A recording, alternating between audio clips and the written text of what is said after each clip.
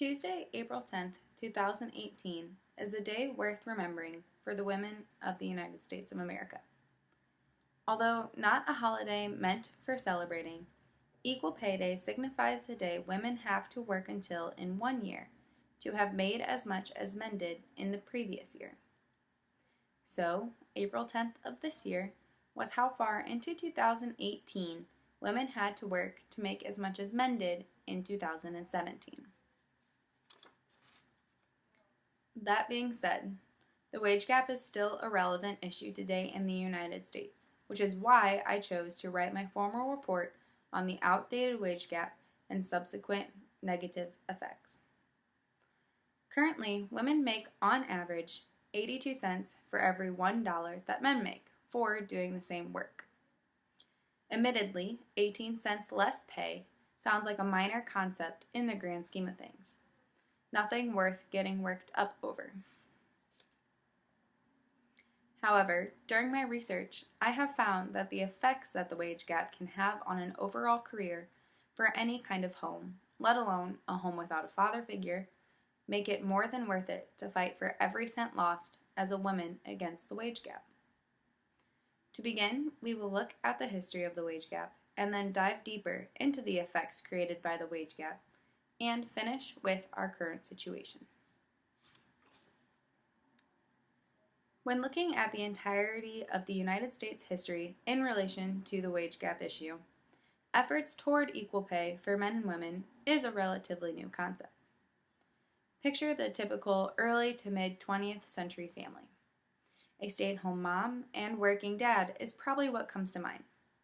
There was no real reason for equal pay when women working wasn't common. However, this perfect family is far from the current situation we see today. The first real stride toward equal pay for men and women was in 1963 with the Equal Pay Act. The Equal Pay Act requires that men and women be given equal pay for equal work in the same establishment.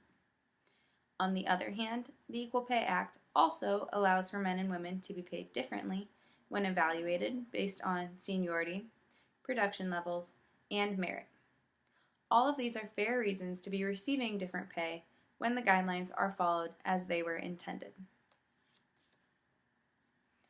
Since the Equal Pay Act, there have been many small but extremely important legislations by individual states.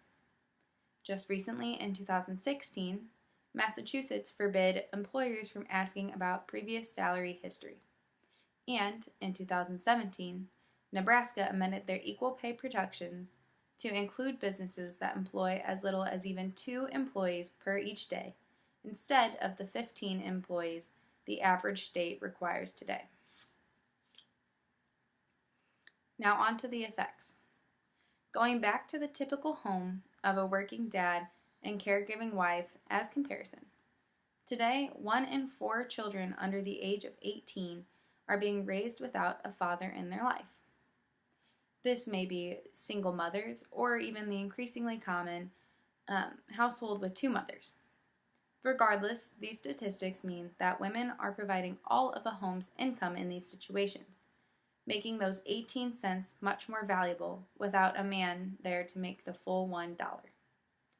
Simply, the wage gap does not reflect the progressive times and mindsets we see across the United States today. The most troubling fact, however, comes into play when looking at the wage gap's effect on an overall career.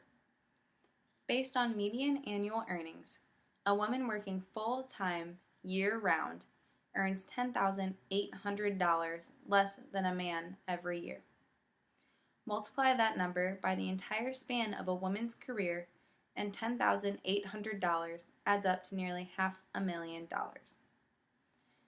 This goes to show that what may appear as a handful of change in the long run is not something to ignore. And this brings us to the current situation that we see around us today. As I have reiterated multiple times, women make 82 cents for every $1 a man makes. In 2016, however, this statistic was 80 cents on the dollar, only a 2-cent change in 2 years. Therefore, we know that there is meager progress being made.